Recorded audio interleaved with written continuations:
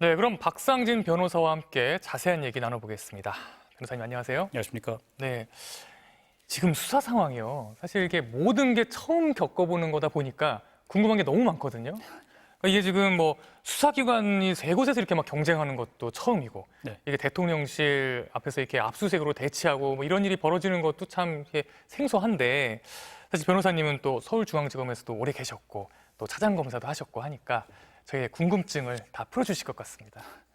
네, 그러면 오늘 이 얘기부터 안 할 수가 없을 것 같아요. 지금 대통령실 압수수색을 오늘 오전부터 한 11시 45분쯤부터 들어갔는데 예. 지금 시간이 저녁 6시 지금 23분을 지나고 있는데 아직도 진입을 못하고 있거든요. 예. 지금 이게 영장을 발부받아서 갔어요. 그런데도 지금 대통령실에서 지금 계속 이렇게 대치만 이어지고 있는데 이거 어떻게 봐야 될까요? 이거 왜 그런 건가요? 우선 그 형사소송법 110조에 보면 군사상 비밀을 요하는 장소는 그 책임자의 승낙 없이는 압수수색을 할 수 없도록 되어 있습니다. 물론 그 책임자는 국가의 중대한 이익을 해야 하는 경우가 아니라면 그 승낙을 거부하지는 못하게 되어 있습니다. 근데 이제 대통령실은 통상적으로 우리나라의 모든 그 정보와 비밀이 모이는 곳이다 보니까 군사상 비밀을 요하는 장소라고 이름 볼 수가 있고요. 그러다 보니 그 책임자의 승낙이 있지 않으면 영장이 발부되었음에도 불구하고 그 집행을 하기는 어려운 것입니다. 여기서 말하는 책임자라는 건 경호처장을 얘기하는 건가요? 아니면 대통령을 얘기하는 건가요? 뭐 기본적으로 대통령실의 책임자라면 뭐 대통령이 이름 맞다고 볼 수 있겠습니다. 결국은 이제 대통령이 허락하지 않으면 못 들어간다는 건데 그럼 이렇게 경호처가 계속 막으면 영원히 그럼 방법이 없는 건가요? 아무리 영장을 발부받아도 들어갈 방법은 뭐 전혀 없다고 봐야 되는 건가요?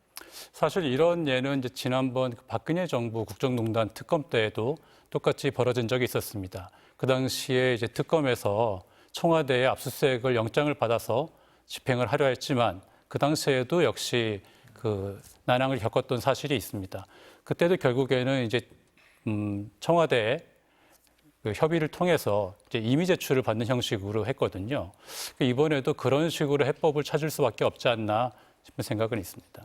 임의 제출이라는 거는 결국은 이제 들어가서 직접 압수를 하는 게 아니라 거기서 이제 주는 걸 받아야 되는 그런 건가요? 예, 그렇습니다. 실질적으로는 이제 압수수색 영장의 집행이긴 하지만 말씀하신 대로 직접 가서 수사기관이 필요한 어떤 문서나 자료들을 수색을 하는 것이 아니라 어떤 요구하는 자료들의 목록을 주면 그것을 이제 대통령실에서 챙겨서 주는 형식으로 집행이 될 수밖에 없을 것 같습니다. 그럼 아무래도 직접 들어가서 이제 찾아오는 것보다 좀 신뢰성이 떨어지지 않을까요? 뭐 그런 어려움은 분명히 있을 것으로 보여집니다. 네. 그럼 과거에 이제 검사를 하실 때 실제로 이렇게 안 돼서 임의 제출 형식으로 이렇게 하신 경험이 있으신가요? 사실 이제 정부 기관에 대한 압수수색 영장들도 많이 봤는데요. 그런 경우에는 직접 들어가서 그 정부 기관을 마구 뭐 수색을 하기보다는 그 관계자와 어떠한 자료 제출에 대한 협의를 통해서 받는 경우도 왕왕 있습니다. 그렇기 때문에 반드시 이제 압수수색 영장이라는 것이 거기를 무조건 뒤지고 뭐 직접 들어가서 모든 걸 확인해야만 가능한 건 아니니까 이게 그렇게 뭐 크게 이상한 건 아닐 수는 있습니다. 네. 그 말씀은 뭐 직접 하지 않더라도 물론 하면 제일 좋겠지만 임의 제출도 의미가 없는 건 아니다. 왜냐하면 필요한 자료를 확보만 할 수 있다면 그런 형식도 취할 수밖에 없지 않나 싶습니다. 계속 안 된다면 이제 그렇게 할 수밖에 없다는 거죠. 그렇습니다. 이번에 압수수색 그 대상을 보니까 대통령 집무실이 있고요. 네. 또 국무회의실이 있고 또 경호처가 있더라고요. 이거 지금 이 세 곳이 어떤 이유로 이제 대상에 들어갔을까요? 뭐 아무래도 대통령 집무실이야 대통령이 모든 보고를 받고 결재를 하는 곳이니 당연히 이제 대통령의 행위와 관련해서 필요한 곳이라고 보여지고요. 또 국무회의실은 지금 이번에 비상계엄과 관련된 국무회의 심의가 있었다고 하니까 이 관련해서 원래는 이제 의사록이 만들어져야 되는데 그 부분이 지금 뭐 조금 불확실한 부분이 있다고 하니까 관련된 자료가 또 있었을 것으로 보여지고 또 국무회의에 참석한 사람들이라든지 이런 관련된 자료가 좀 필요할 것으로 보여집니다.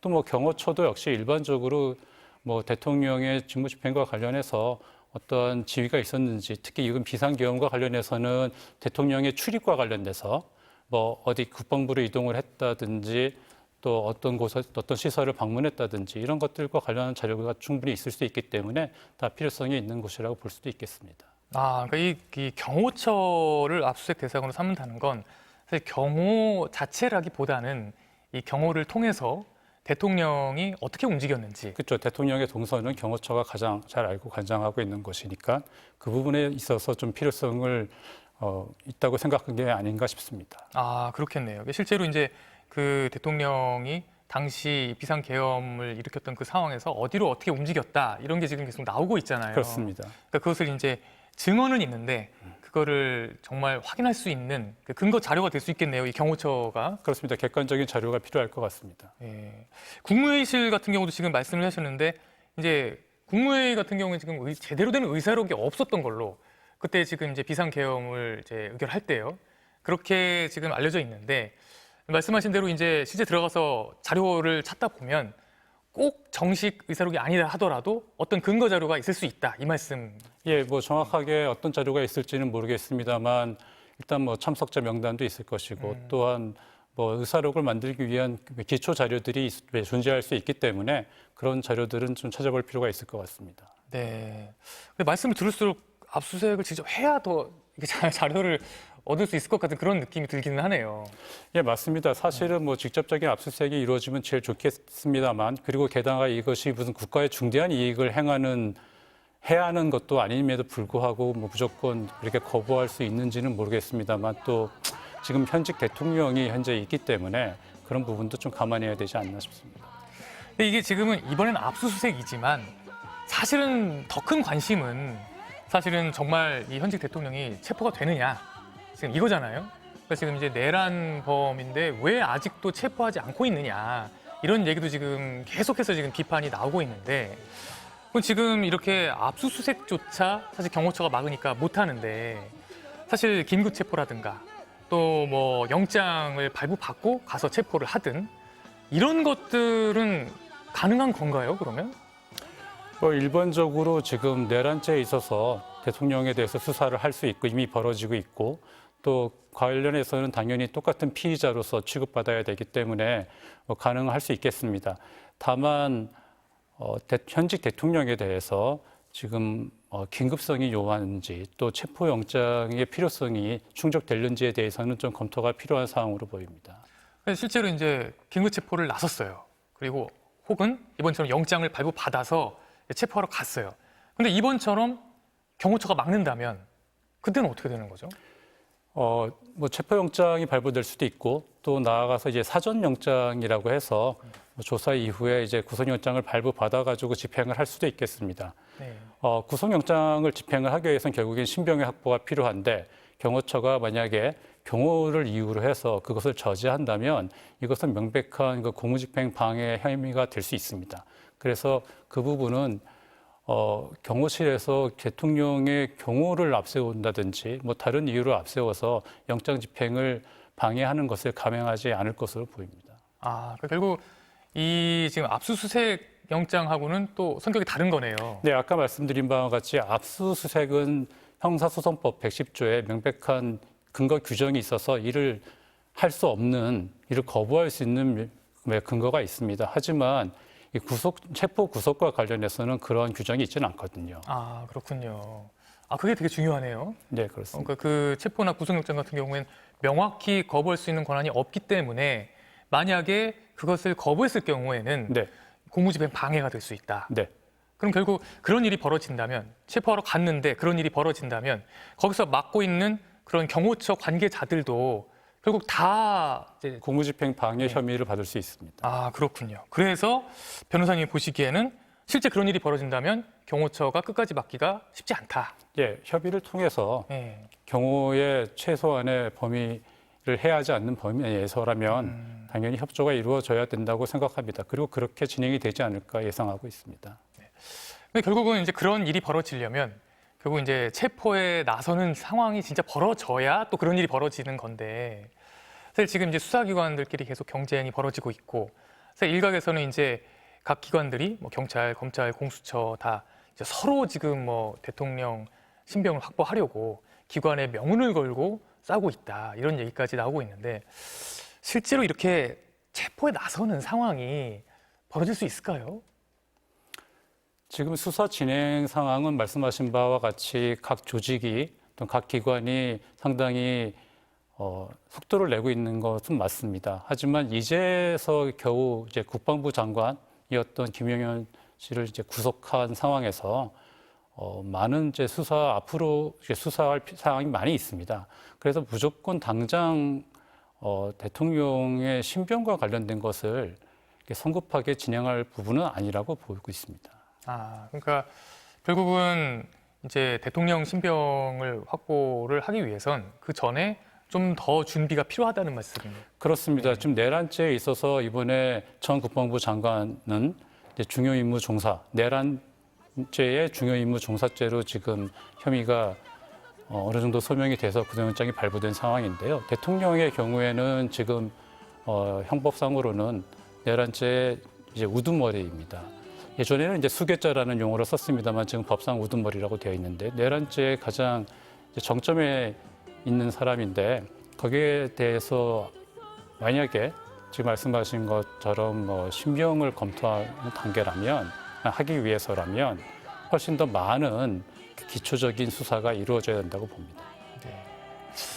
그럼 변호사님 보시기에 경험상으로 봤을 때 만약에 정말 이렇게 대통령 신병 확보에 나서게 된다면 어느 기관일 가능성이 높을까요? 지금 경찰, 검찰, 공수처 이렇게 있잖아요.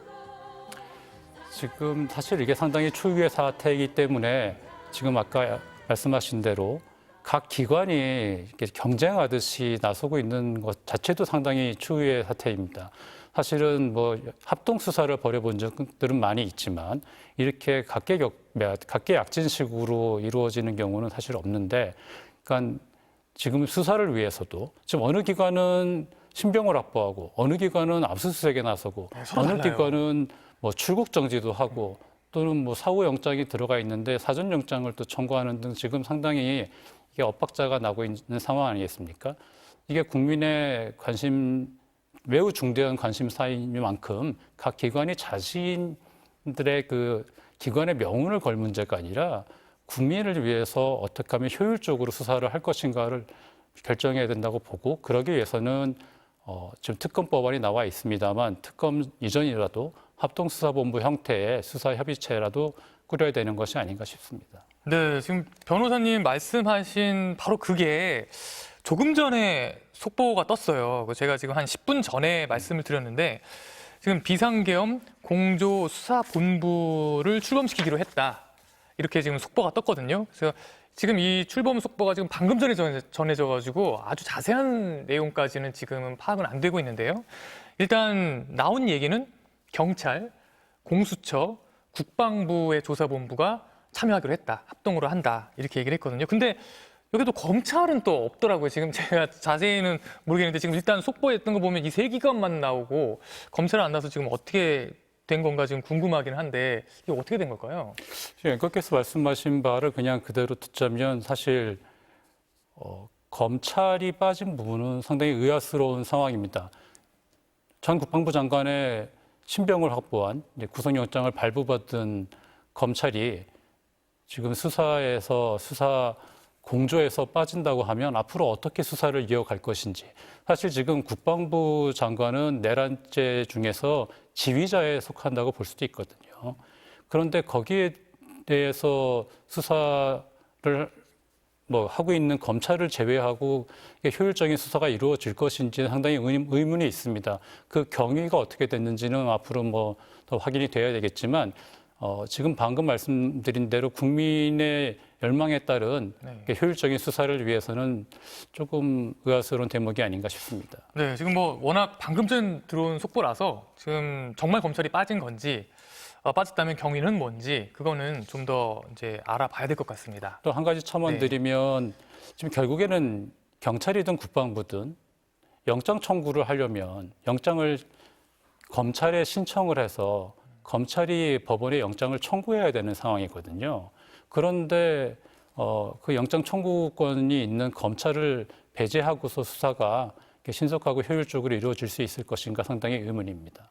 공수처가 들어가 있는데 뭐 공수처도 역시 있습니다만은 예. 그래도 그래도 네, 아까 말씀드린 지금 가장 중심 인물 중에 하나인 그 김영건 국방장관의 신병을 확보하고 있는 검찰에 대해서 예.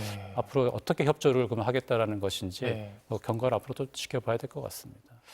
지금 어쨌든 워낙에 이렇게 지금 기관들끼리 수사 경쟁을 벌이는 것 자체가 이제 국민들이 보기에도 너무 이례적이고 또 어떻게 보면 또 보기에도 안 좋고 그러다 보니까 지금 이 혼란을 정리하자는 얘기가 계속 나오면서 이런 지금 공조본부가 출범을 한 것 같은데요. 네. 변호사님은 과거에 이제 검찰에 계실 때 이런 합동수사본부를 좀 경험해 보신 적이 있으신가요?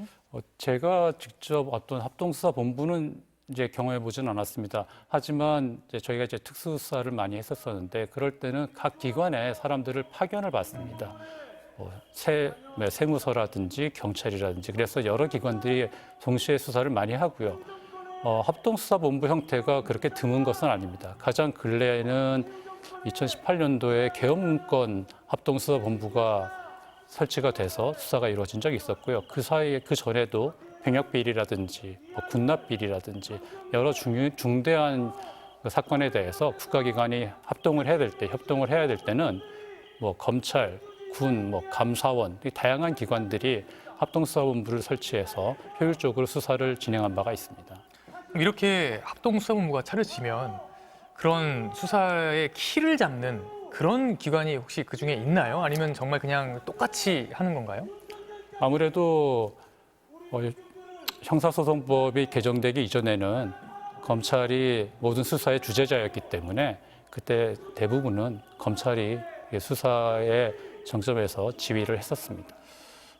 결국 이제 말씀을 들을수록 이 지금 공조수사본부도 결국 검찰이 얼마나 여기에 협조를 하느냐, 얼마나 참여를 하느냐가 상당히 성과에 영향을 미칠 것 같다는 생각이 드네요. 예, 저도 그렇게 생각합니다. 네. 그럼 지금 어쨌든 이 수사기관 경쟁이 뭐 계속 이어져 오긴 했는데 지금 말씀하신 것처럼 핵심이라고 할 수 있는 김 전 장관은, 김 전 국방부 장관은 검찰이 신병을 확보하고 있는 상황이잖아요. 네. 근데 또 경찰은 또 자기네 수장을 또 오늘 긴급 체포했어요. 뭐 경찰청장, 또 서울경찰청장 다 데려갔죠. 앞으로 결국 지금 상황을 보시면 이 수사의 주도권을 어디가 쥐게 될 것 같으세요? 지금 상황에서는 여러 기관들이 이왕 수사에 나선 김에 지금 각계약진 형식으로 하고 있습니다만은 이미 지금 상설특검의 수사 요구안이 국회를 통과했고 또 민주당에서는 그 특검법을 또 발의한 것으로 알고 있습니다. 이러한 좀 불협화음이나 여러 가지 난백상들이 정리가 되기 위해서는 결국에는 특검을 설치를 해서 특검에서 모든 수사를 아우르는 것이 바람직하지 않은가 싶습니다. 네, 뭐 상설특검은 이미 뭐 통과가 됐고요. 일반 특검도 지금 이제 진행이 되고 있는데 네.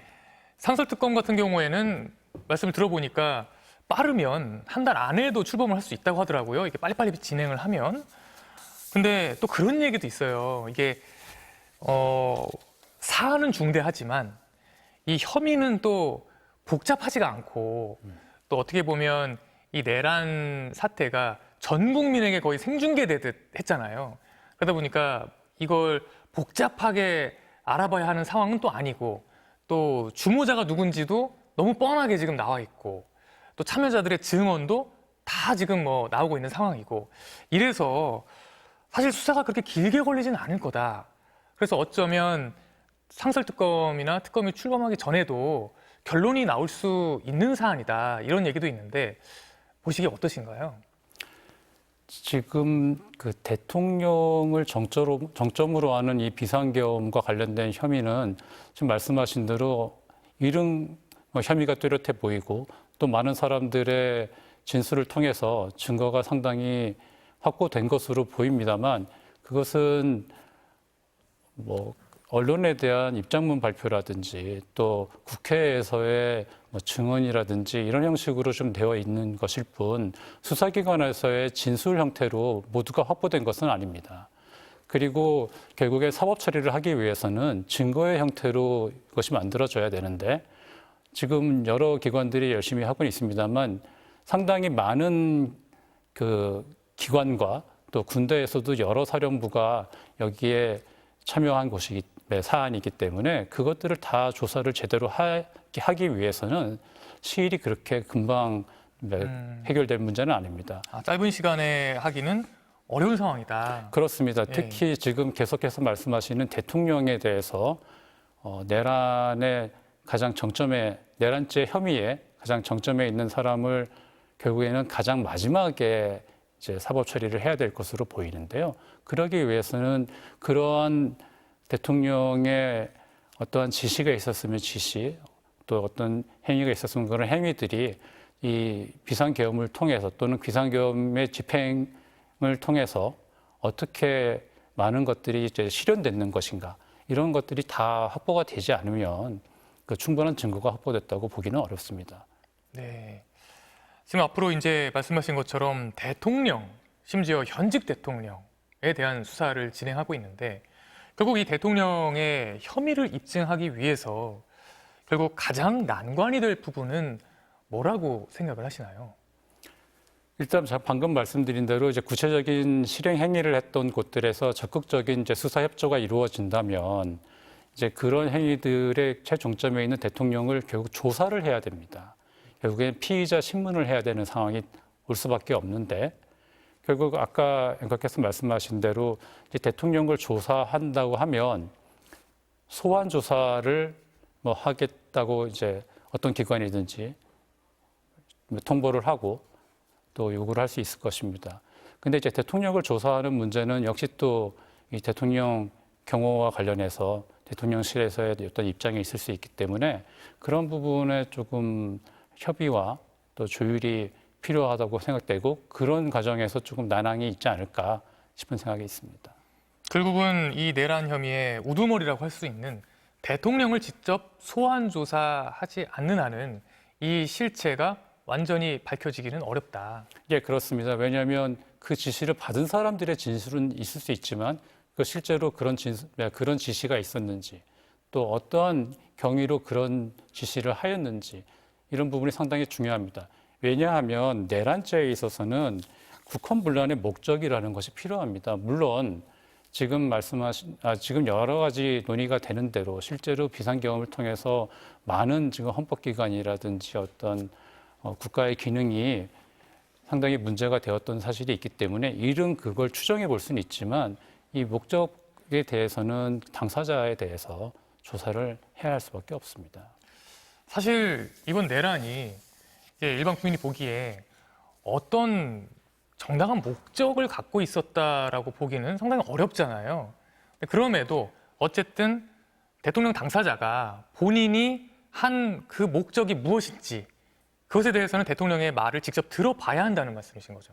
그렇습니다. 지금 말씀하신 대로 뭐 국민들이 또 당연히 판단하실 수 있고 또 국민들이 그동안 직접 뭐 생방송을 통해서 지켜보았던 여러 가지 행태들이 있기 때문에 어떠한 정당한 목적을 주장한다고 해도 그것이 객관적으로 인정이 되는지 그 부분은 좀 변론으로 하겠습니다만은 어찌됐든 이 비상계엄에서의 최종 정점에 있는 내란 혐의의 가장 정점에 있는 대통령이 어떤 목적을 가지고 했는지에 대해서는 또 그 피의자의 방어권이라는 측면에서도 당연히 조사가 이루어져야 되는 건 사실입니다. 네, 그러면 제가 마지막 질문 하나 드리겠습니다. 결국 지금 이제 대통령의 조사가 이제 다 관심인데 지금이 현직 대통령이잖아요. 그리고 탄핵이 되면 어쨌든 현직이라고 할 수는 없잖아요. 네. 그럼 이 현직 대통령을 수사하는 것과 탄핵이 된 이후에 수사하는 어떤 차이가 있을까요? 아무래도 현직 대통령은 지금 이렇게 계속 논의가 됐던 것처럼 어떤 신병 확보까지 또는 조사를 하는데도 이 대통령실과의 어떤 조율이 당연히 예상이 될 수밖에 없는데 전직이라고 치면 전직에 대해서는 그러한 문제점들은 훨씬 더 줄어들 수 있습니다. 그래서 훨씬 더 수사가 원활하게 이루어질 수는 있습니다. 네, 결국은 원활한 수사를 위해서도 탄핵은 필요하다라고 볼 수 있겠네요. 그렇습니다. 네, 알겠습니다. 네, 변호사님 감사합니다. 예, 고맙습니다.